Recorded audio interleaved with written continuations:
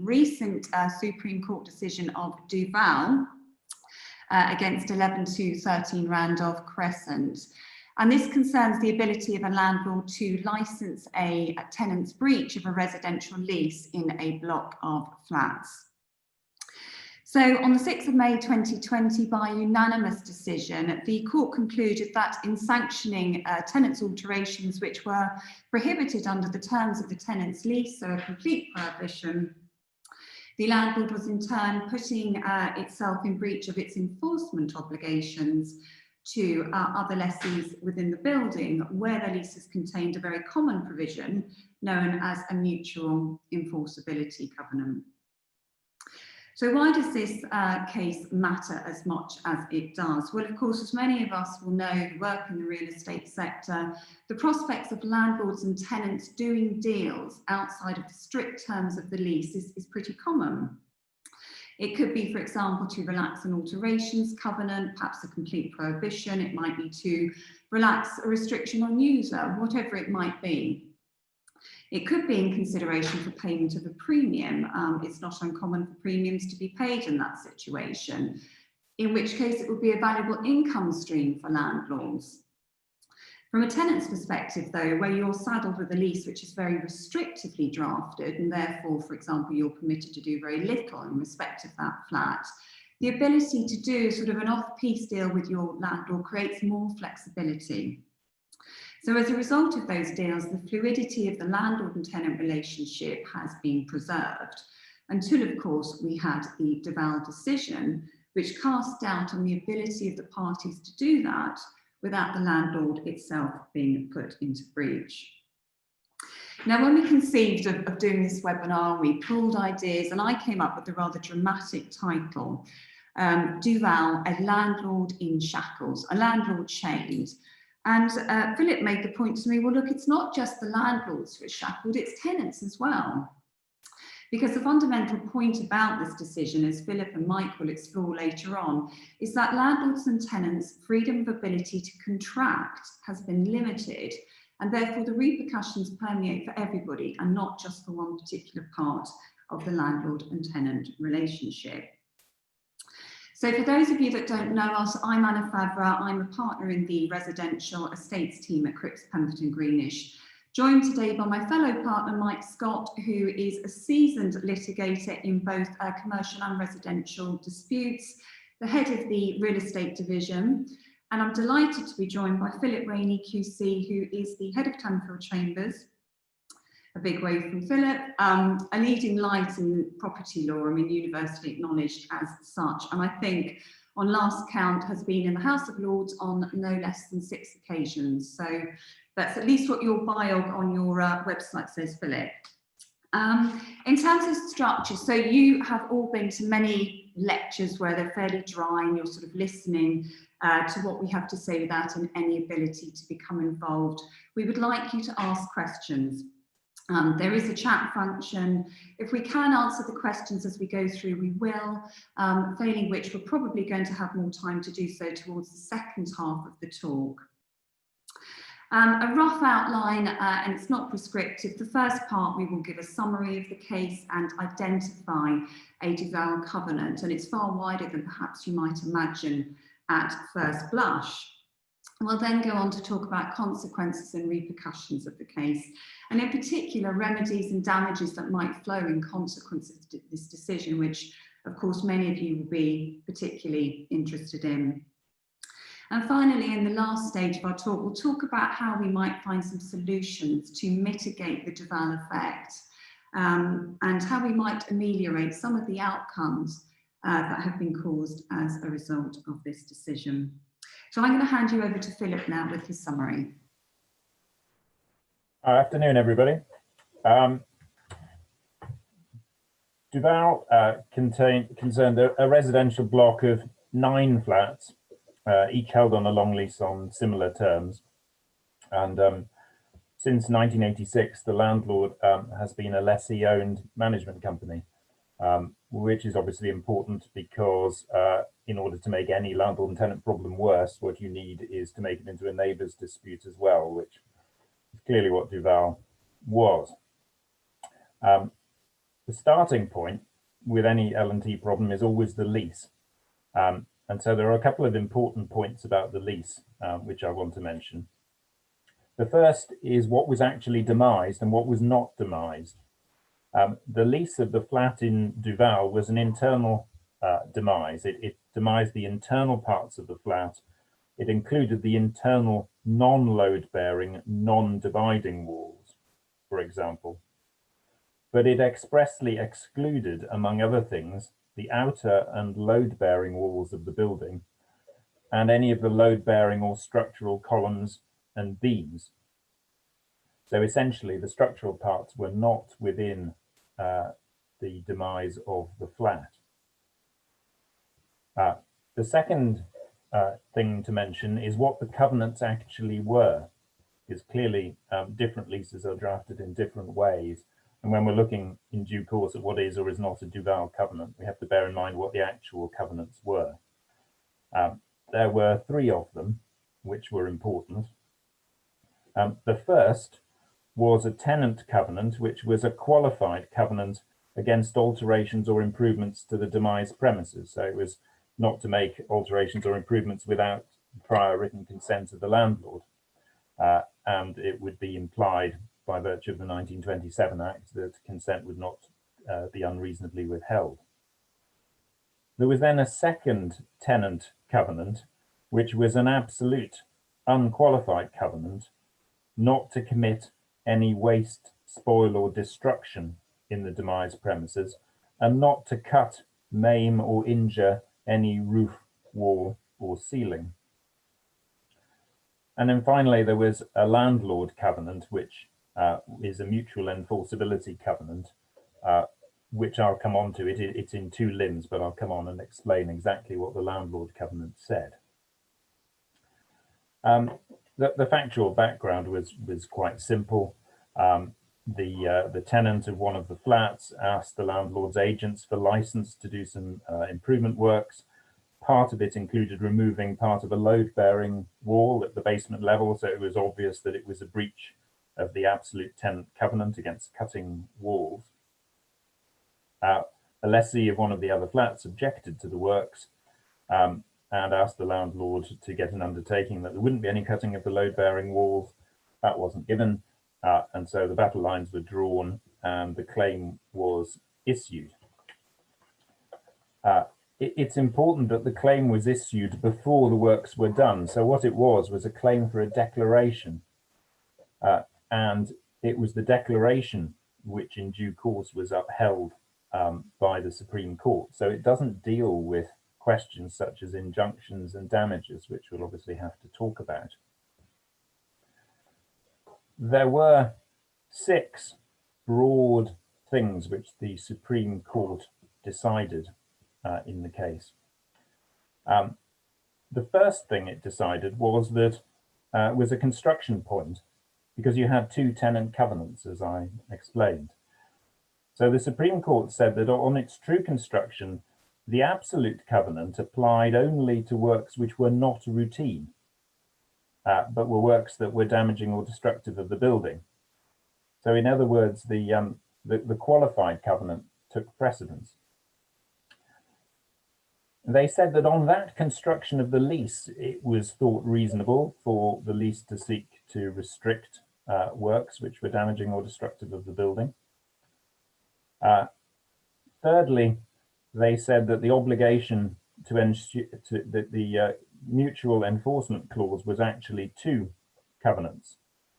There was an absolute covenant to ensure that other leases contained the same tenant covenants and landlord covenants, and there was also an obligation to enforce.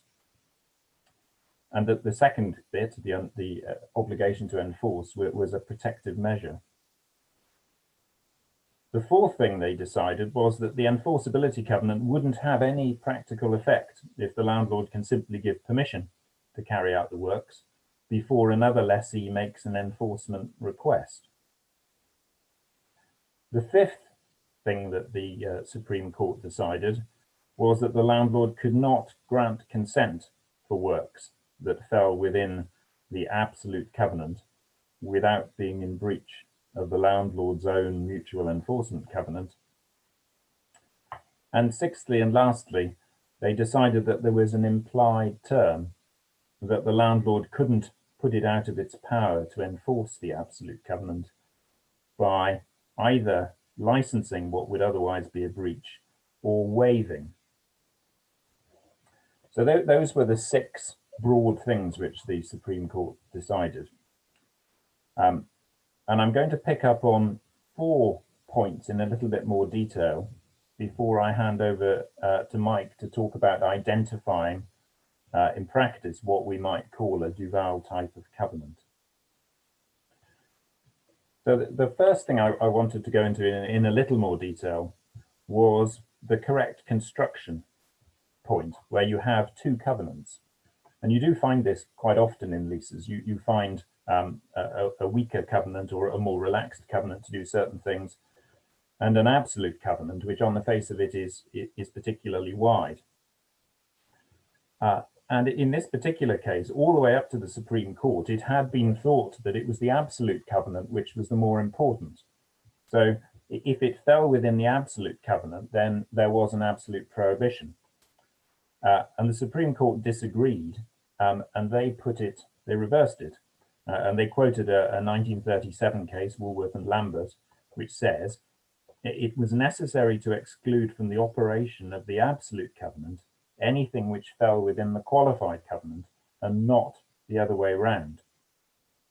Now that's quite an important point in itself, because it does mean that in a lot of leases, works will not fall within the absolute prohibition covenant.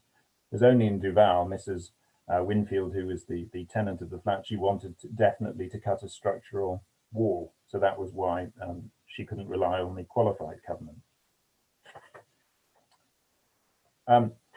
The second thing is to look at the mutual enforceability clause. As I said, the Supreme Court said that it imposed two obligations. In this particular case, firstly, it required that every lease of a flat contained covenants of a similar nature. And secondly, there was what they called a contingent obligation to enforce them at the request of the other lessees. And the purpose of that was to protect all of the lessees. And the obligation to include covenants of a similar nature, that was construed, similar was construed as effectively meaning the same. They weren't very relaxed about that.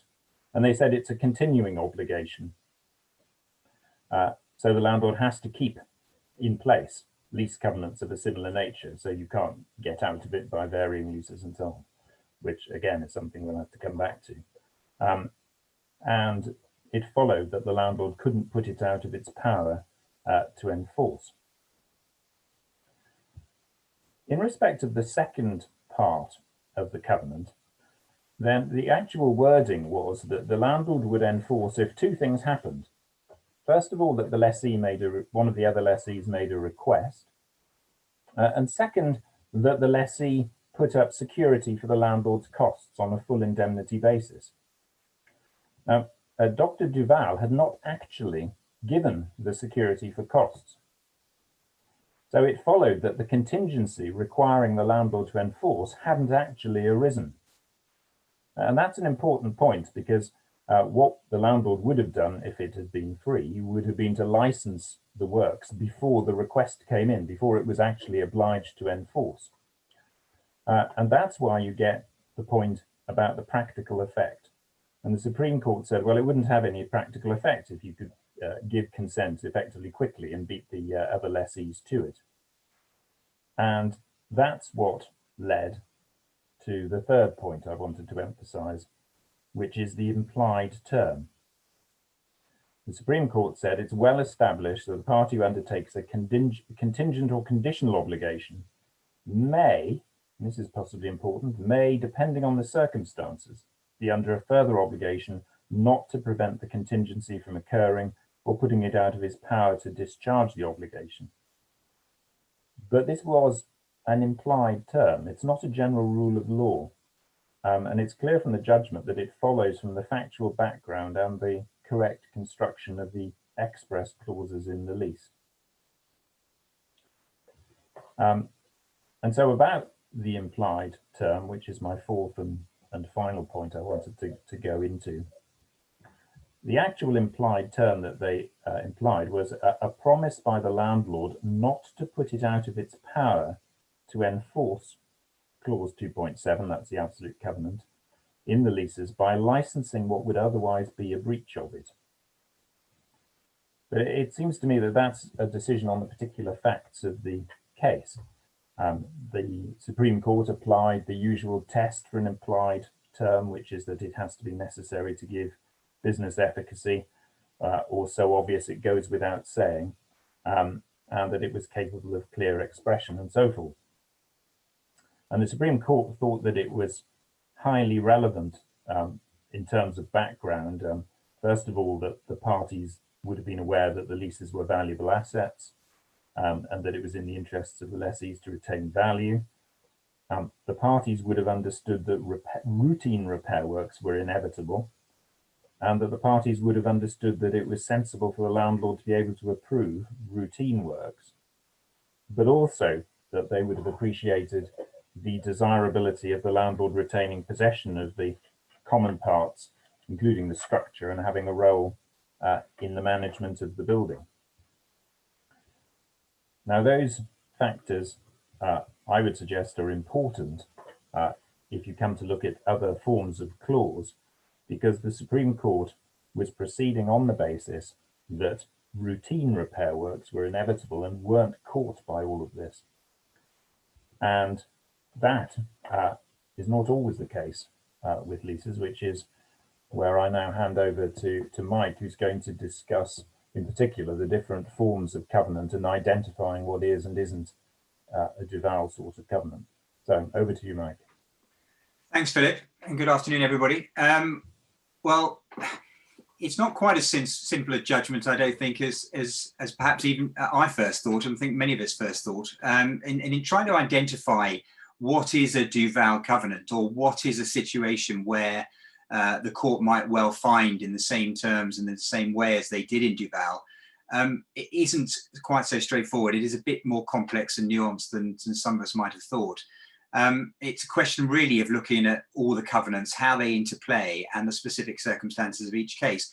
Not very helpful for those of us who are trying to predict each situation and how it might play out. But let me try and explain a little bit more about what I mean by that. And to some extent, I'm repeating a little bit about what Philip said, but hopefully with a one eye on how we apply this to different circumstances.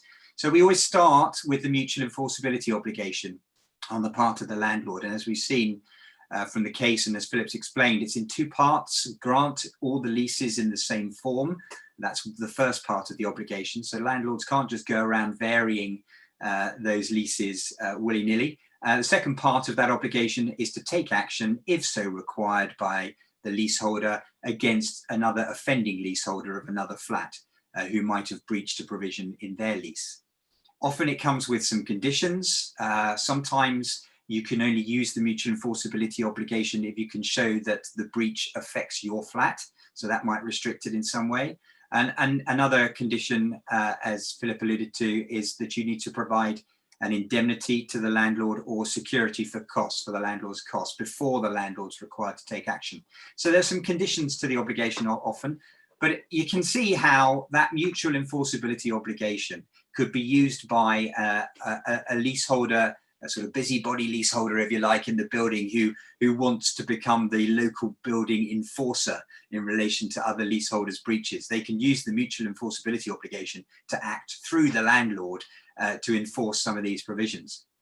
So we then look at the essence of the Duval decision, which takes that mutual enforceability obligation further and implies this obligation on the part of the landlord not to do anything that puts him beyond the ability to enforce the other clauses in that lease.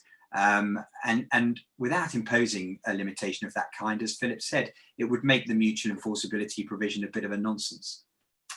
So having established that Duval implies this obligation not to put yourself as a landlord beyond the ability to enforce the provisions in the lease, you have to then consider which clause is being breached here, or which clause is the landlord consenting to being breached.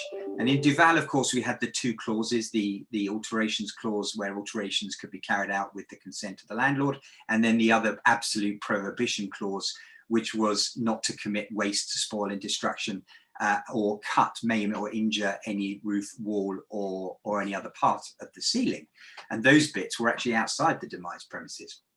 And clearly giving consent to those prohibited works breached the implied obligation not to put yourself beyond those. So you can see when you're looking at the different provisions in a lease how it may not just apply to alterations, it could apply to many other covenants too. It could apply to a tenant's provision to keep floors carpeted.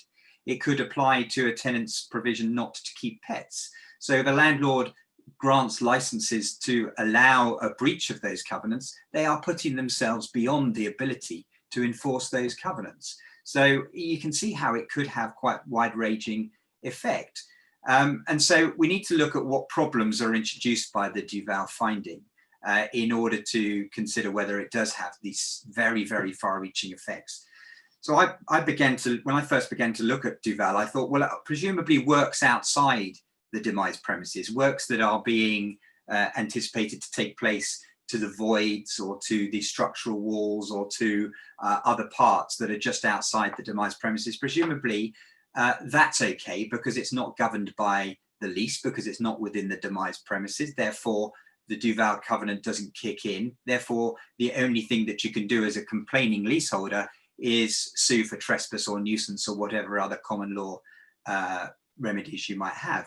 But of course, it's not as simple as that, because as we saw in Duval, the second covenant, the second alterations covenant, did actually say you can't cut into either the roof, the walls, or the ceiling, which are not part of the demise premises. So having said in the lease that you can't do that, the landlord then consents to the leaseholder doing that, is suddenly putting themselves beyond their ability to enforce that covenant, and therefore unable to comply with the mutual enforceability covenant if called upon. So you can see even works outside the demise premises, if they are prohibited by the lease, are caught by this Duval covenant. So we then go and look at what other works. So what about the situation where, for example, the lease says you can't do anything at all? So forget the fact you can go and get landlord's consent. It's an absolute prohibition on any alterations whatsoever, whether part of the demise premises or outside or whatever. And how do you square that with the Duval decision, where in the judgment the court was very much concerned with making a distinction between works that are just routine alterations that they would expect the landlord to be able to consent to, and those that are actually fundamental and structural that could actually impact on the building and also the other leaseholders and their flats. So do you, in the situation where you've got an absolute prohibition on all works, do you as landlord need to draw a distinction between those that are alterations that are just routine, that are non-structural, that you'd expect a leaseholder to be able to carry out without having to be concerned with other leaseholders and other flats in the building generally, and then draw a distinction with those works, and then the works that could be structural and impact on the structural integrity of the building? And I'd suggest that possibly you do. And in that situation where you, let's say Duval had happened with a provision absolutely banning all alterations, there may well have been a different type of covenant implied. So the Duval covenant that was implied may have been slightly different. It may have been that it required the landlord not to put itself beyond the ability to enforce the alterations clause insofar as such breach impacts on the value or amenity of the other adjoining leaseholders' flats, or words to that effect anyway. So you can see how the actual clause that is going to be breached and consented to by the landlord, and the type of clause, may actually affect the way or the terms of the implied covenant that the court might imply in that situation. So it really is a horrible case of looking at every situation on the case on its facts. And then I started thinking about what happens in relation to landlords who know that a breach has taken place, but they haven't actually licensed it. They find out about it maybe later on. They haven't expressly consented to it. what if they just let it go? They just turn a blind eye, Nelsonian blindness to the whole thing. Is that an act that actually puts the landlord beyond the ability to enforce that covenant? And there's an argument that it does, because if you actually turn a blind eye, you're potentially waiving the breach. You're potentially saying, I'm happy for that breach to continue. Therefore, you are preventing yourself from being able to actually enforce that breach later on down the line. So arguably, you are doing something, albeit fairly passively, to actually put yourself beyond the ability to enforce that provision. And that opens up another little can of worms, of course, in relation to things that might have taken place, which landlords turn a blind eye to or find out about and don't really want to spend time or money trying to enforce that. Is that a safe route to take? Arguably not, but you've got to draw this distinction then and go back to some of the judgment in Duval, where they were really principally concerned with works that would actually impact structurally or otherwise other parts of the building, and therefore other leaseholders, and therefore that absolutely ought to have the protection of this mutual enforceability clause, and therefore the implied Duval covenant that goes with it. Just a couple of statements of the bleeding obvious, probably, but obviously works that are permitted under the lease with the consent of the landlord won't be caught by the Duval covenant, because you'd have got the consent of the landlord, so there won't be a breach to point to. Of course, if the works have been carried out in breach of that provision, i.e. consent hasn't been obtained, or the landlord waives that breach, then arguably they've done something to put themselves beyond the ability to enforce those unlawful works, so that may well be a problem. Again, also probably a statement of the obvious, but there will be some works, part of any project that the leaseholder wants to carry out, that are repair works, and repair, is something that obviously is allowed under most leases, and therefore don't need the landlord's consent to do those works. So that part of the work, those parts of the works, will fall outside the scope of Duval thinking, if you like. So that is. There is no, I don't think, I'm afraid, it's sort of yardstick that you can use to say, yes, that fits in, that is the Duval covenant fairly and squarely. There, I think, as we progress with some of this law, I suspect there will be situations that the Duval type of thinking applies, but the actual implied covenant might be slightly different.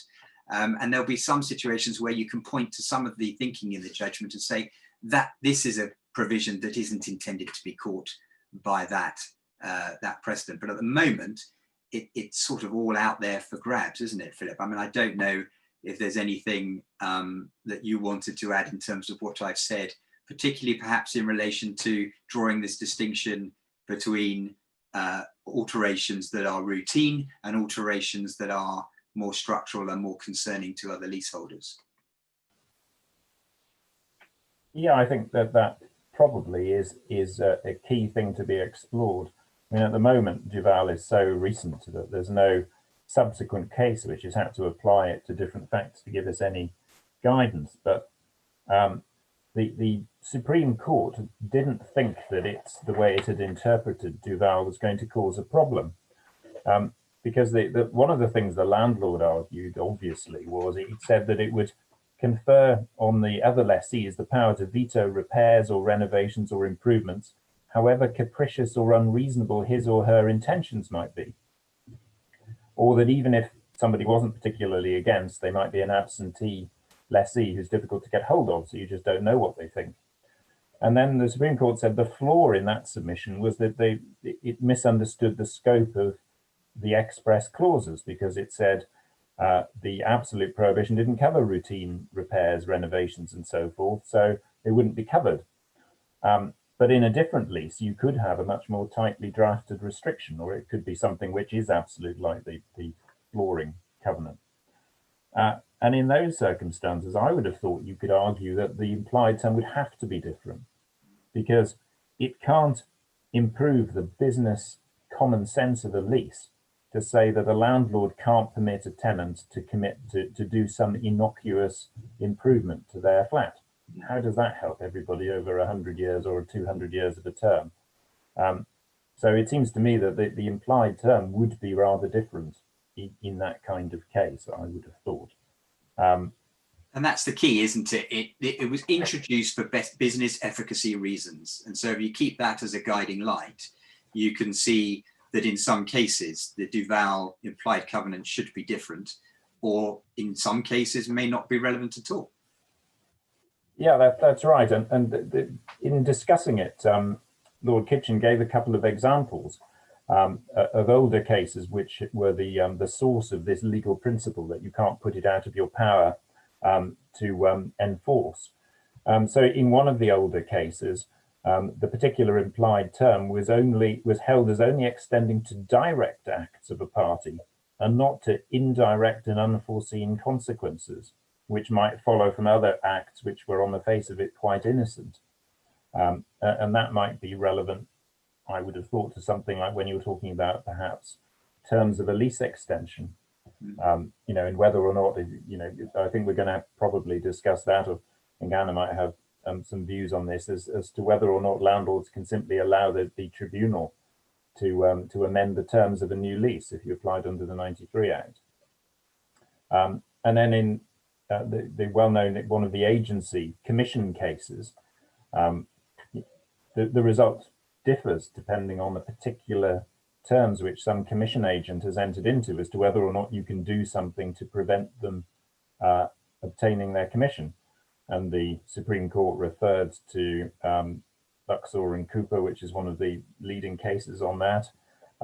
And it was a commission for sale of property case, and the property owner sold the property, and the agent wasn't allowed to earn their commission.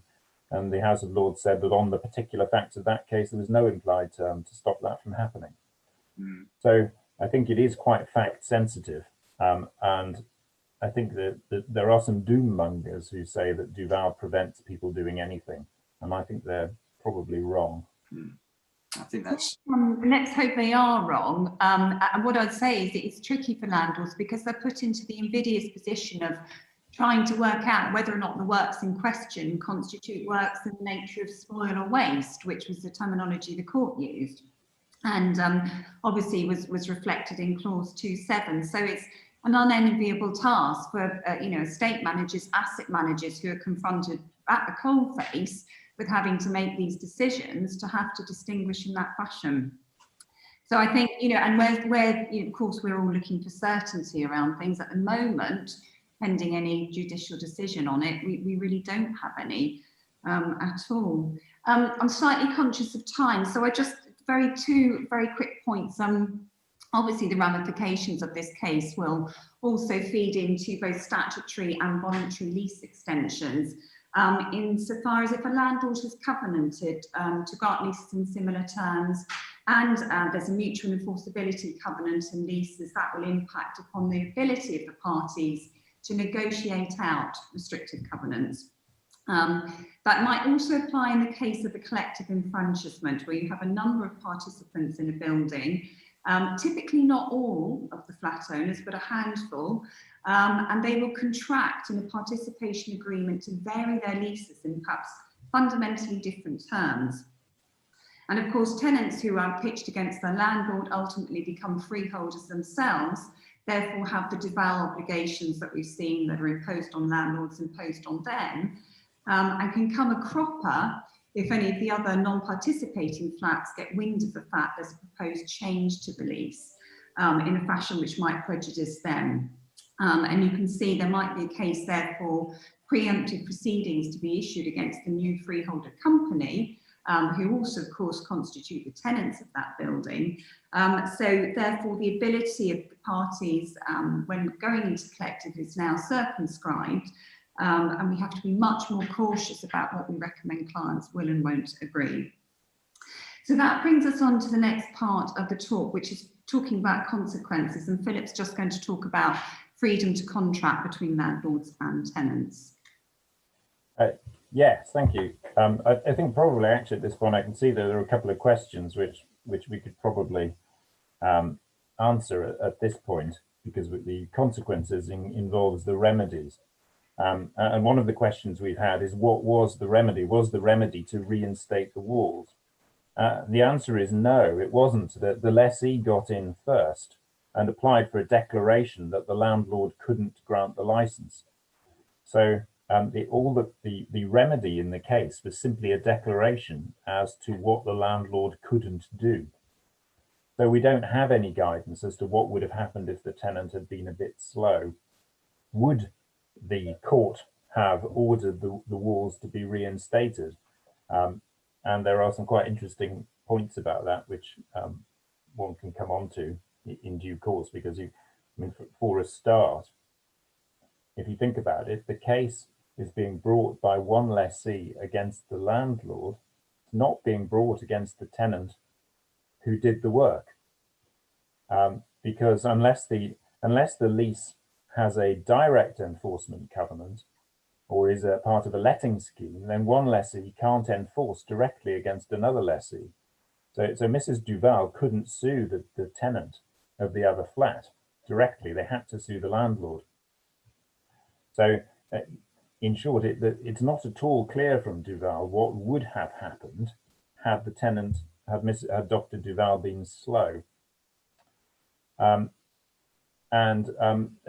A related question to that is as to whether the landlord can effectively be required to take action against themselves if they have already consented. And the answer to that has to be no, because this is simply a landlord's covenant. It's a landlord's promise. If they've broken the promise, well, they've broken the promise, and there'll be consequences of that. But they can't effectively be required to take action against themselves. And they can't be required, if they've already consented, there'll be nothing they can do themselves against the tenant who's done the work, because the tenant who's done the work had their permission to do it. In that way, Duval is quite a limited case. It's one of those classic things which sets a principle and is going to leave us sort of years to work out how it actually works. And just for completeness as well, there's another question, which is, does it only apply to flats? To which the answer is no. It applies to all leases. It is of very general application. And how you apply it, where you've got different sorts of leases, like in mixed-use buildings, is another very interesting question. The answer probably is you vary the implied term to try and match the particular factual situation. I suspect there'd be different considerations where you've got a short-term commercial lease as compared to a long-term residential lease, yeah. But and we'll have all those, but absolutely it applies whatever the asset, doesn't it? There's been a supplemental question which I think we'll deal with when we get to remedies, because Tony, you're asking, are you saying there's no remedy once the action has taken place, i.e. the works are complete? No, we're not saying that. There may well be a remedy, but we'll come on to that in a minute. Yeah, I mean, in terms of the freedom of contract, which was the point that I needed to deal with sort of quite briefly as the first point of this, the Supreme Court actually identified some restrictions in any event, which we tend to forget about licenses, and they actually identified 4.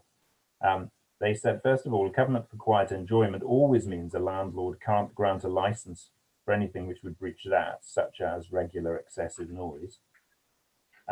Second, they pointed out that the landlord can never derogate from grant.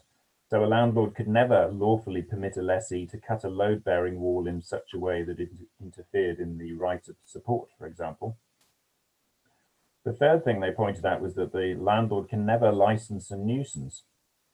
And indeed, if a landlord grants a license for a lessee to do something which turns out to be a nuisance, the landlord will become directly liable in the tort of nuisance to the other lessees, because they will have authorized it. So they'll lose the protection which landlords normally have.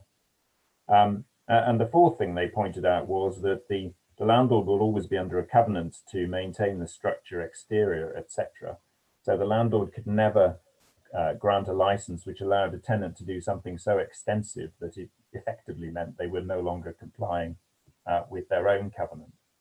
I think the only thing I was going to add on in terms of freedom of contract might be the question which might arise as to what's happened if this was a sort of pre-Duval case. So you've got a Duval situation, but the work happened 10 years ago and no one did anything about it. And now someone wants to sell their flat.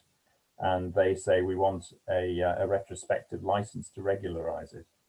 I mean, the answer might be that that's actually fine, because it may be that so much time has passed that, you know, the boat has gone, there's been a waiver, it was all done in breach of covenant, but granting a regularizing license now doesn't actually make things any worse.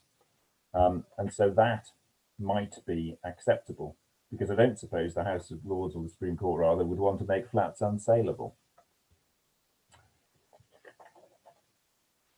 But I think at that point, I'll hand back to Mike, because I think you had, Sure. going back to remedy and injunctions and so on, you have thoughts on that. Yeah, I mean, I guess to some extent, this is the $6 million question. I think it's all very well working out whether there's been a technical breach and how complicated this implied Duval covenant might be to apply. But what in fact can anybody do about it? You know, can the other leaseholders actually stop it from happening or unravel it if it's happened without them realizing it? And to some extent, this depends on timing, but we'll come on to that. But just to remind everybody about the two remedies that really are at the leaseholders in their toolbox, if you like. And that's an injunction, obviously the court granting an order to stop the license from being granted and potentially the works from being started, or indeed a post-event injunction, which might be looking to unravel the license and the works that have been committed. And then in the event that the court decides an injunction is either they're not entitled to an injunction, or they are entitled, but the court decides not to grant the injunction, then they look at damages, compensation. What should the claimant be awarded instead of an injunction, in lieu of an injunction? It's really important to remember that the decision as to whether or not to grant an injunction is entirely at the court's discretion. It is a discretionary remedy, so even if the claimant can prove to the court that they are entitled to an injunction, it doesn't mean the court will grant one. They may grant or award compensation instead. Now, the terms of the injunction that might be sought by the claimant, again, would depend on when they bring the claim. They may be seeking to prevent it or seeking to unravel it. And I think really, on the basis that, you know, injunction would have the most disruptive effect, I think it's worth us looking in some detail on that. In the case of a preemptive injunction, if the claimant leaseholder actually manages to get wind of this project before the landlord even grants the license, then I think it's entirely possible and probably likely that the court would award an injunction to prevent that license being from being granted that would otherwise breach the implied Duval covenant and put the landlord beyond its ability to enforce that provision going forward. But the leaseholder was going to have to act really, really quickly, get wind of it ahead of the game. And, you know, that's not always possible or likely. And indeed, it may encourage landlords to just try and grant these licenses quite quietly without actually warning anybody about them. I wouldn't necessarily recommend that as a course of action. I think I'd probably encourage landlords to actually, or leaseholders really, to make adjoining leaseholders aware of their plans, so that actually you're giving the opportunity to leaseholders to actually say something. And if they don't, it's far less likely that they'll be able to obtain an injunction later on if they start to take issue where they had quite a big window of opportunity to do so previously. But that's a preemptive injunction. Often in these situations, it may be a post-event injunction, as in after the license has been granted, and maybe before or even after the works have actually been completed. And I think in that situation, you've got two possible scenarios. One is where the license that the landlord has granted might include a reinstatement provision requiring the leaseholder to reinstate those works either within a fixed period of time or at the behest of the landlord. Usually it will be within a fixed period of time. If that provision is in the license, it may actually encourage the court to award an injunction and require the landlord to enforce that reinstatement provision. Whereas if there is no reinstatement, the second scenario, if there's no reinstatement provision in the license, or it's fallen away because the time has passed when the landlord can actually require the leaseholder to reinstate the works, then I think it's still possible that the court would award an injunction, but would only do so in very, very extreme cases where the claimant leaseholder can really show that there's been some potential damage, or there would be some potential damage. and that there is a loss, whether in terms of value or amenity to their property. So only in the most extreme cases do I think an injunction might be granted in that situation. I don't know, Philip, if you wanted to add anything to that before I move on to damages in terms of an injunction, because every lawyer has a different view as to whether an injunction, would or wouldn't be granted in certain situations. I think it's probably even more complicated than you're saying, because what you're talking about, which must be right, is that it's a sort of a preemptive strike to stop the license being granted. But if the tenant of the flat is determined to go ahead, then you're back into the express enforcement clause. So presumably the landlord could say, well, tenant says they want to do it anyway.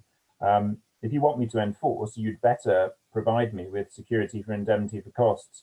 If that's what the clause said, you need to make a formal request and give me the money, because if you don't, then I'm not in breach of covenant, and the other lessee can get on with it. Yeah.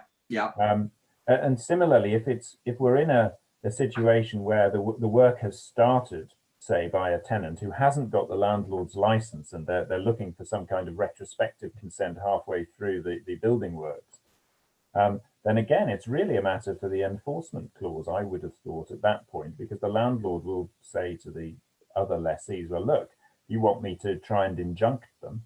It's my job to injunct them, not yours. You've got to pay me all of the costs of proceeding for the injunction. You've got to give me the money up front if there's a security clause. And if you don't, again, I don't have to enforce. I mean, if the landlord refused to go ahead with the enforcement clause, then you'd look for specific performance, I think, or a mandatory injunction against the landlord to make them enforce. Because I'll hand back to you about damages, because of course I have another point about how you might get directly at the lessee who's doing the work. Yes.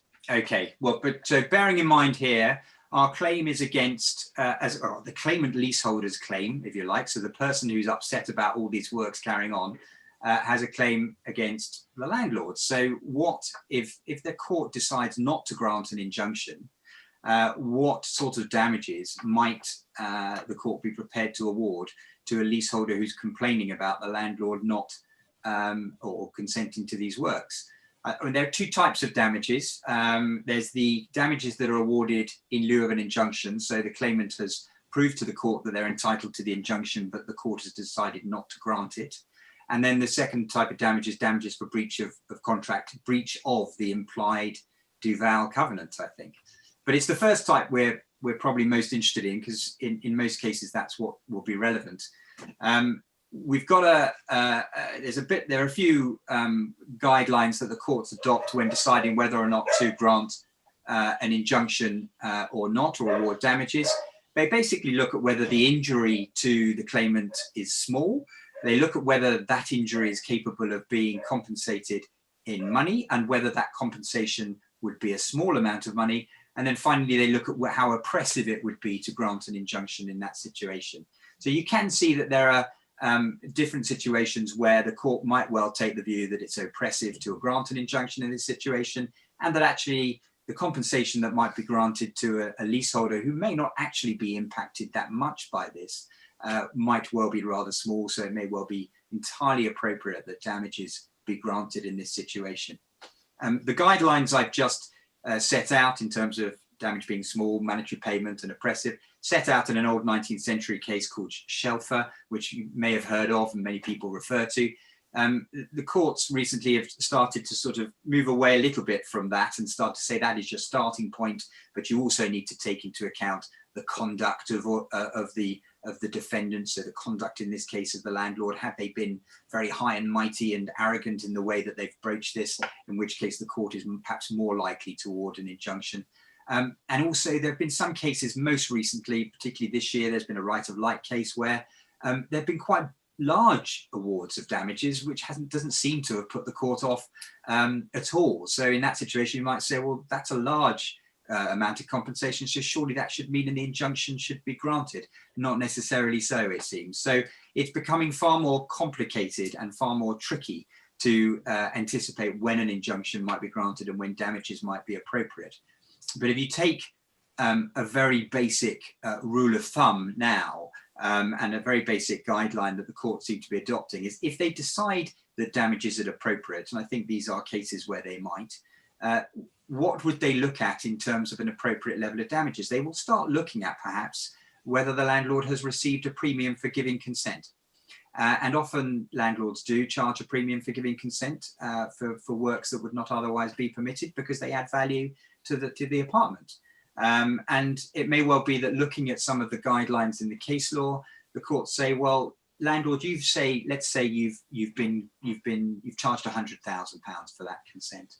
It may well be that the court's looking at some of the case law where developers have been had compensation awarded against them to the tune of about a third of the additional profit that they've made as a result of the breach being committed.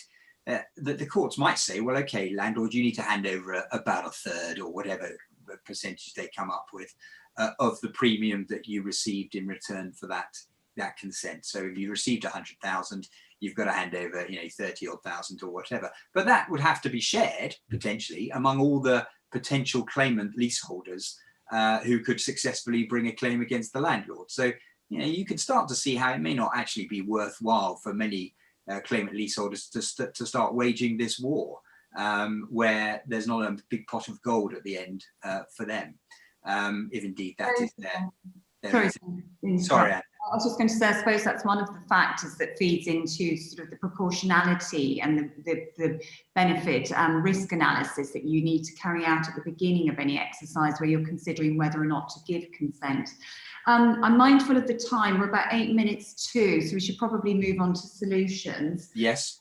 And I think it was really, obviously the Supreme Court decision expressly approved, in fact, said the only way around this was for a landlord to consult with the lessees.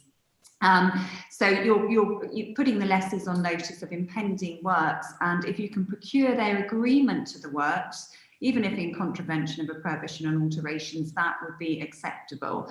But of course, in very large blocks of flats, that's completely unworkable, and therefore may well, as you and I have discussed, Mike, put people on notice as an impending breach and lead to some preemptive injunction.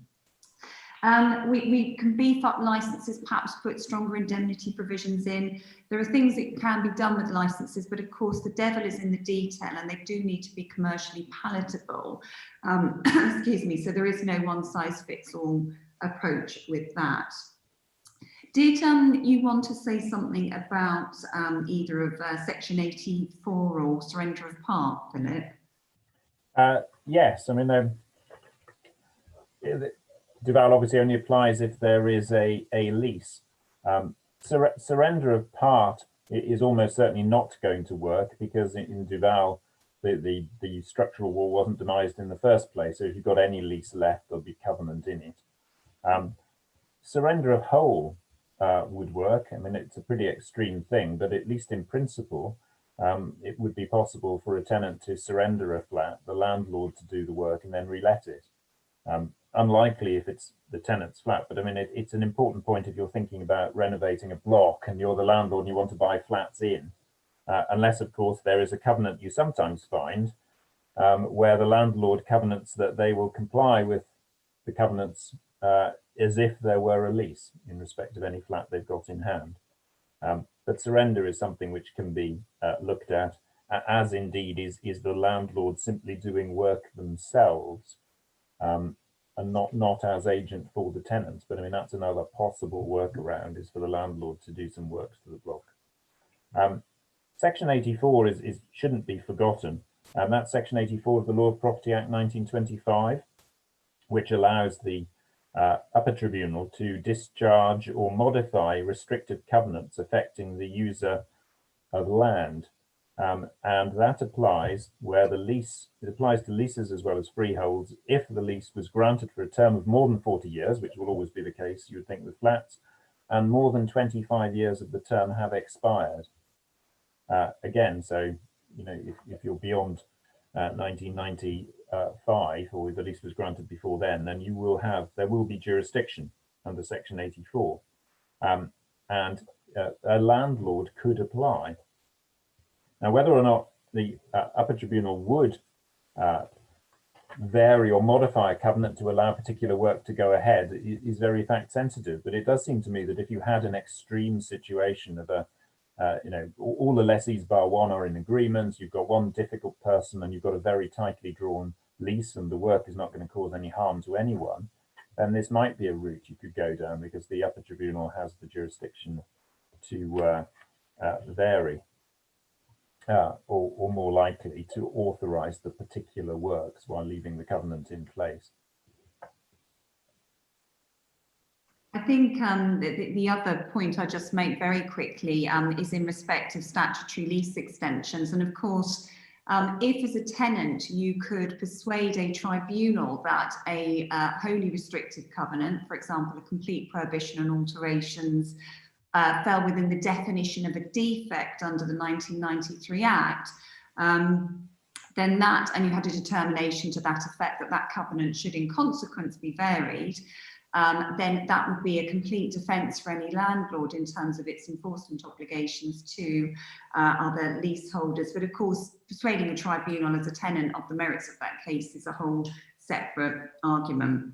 We've got a couple of questions which I would put to all of us on the panel. Shabnam has come up with something quite interesting. So if on a lease extension or a collective claim, you have a mutual enforceability covenant, but you don't have an obligation to grant leases in similar terms, would that nonetheless prevent the landlord from varying the leases? My personal view, and I hope Philippa might disagree, is that potentially it would still apply, because if you're contracting in your participation agreement to vary leases in such a manner that you're putting yourself out of your ability to enforce that covenant at a later stage, I don't see why the Duval principle shouldn't be analogous to that.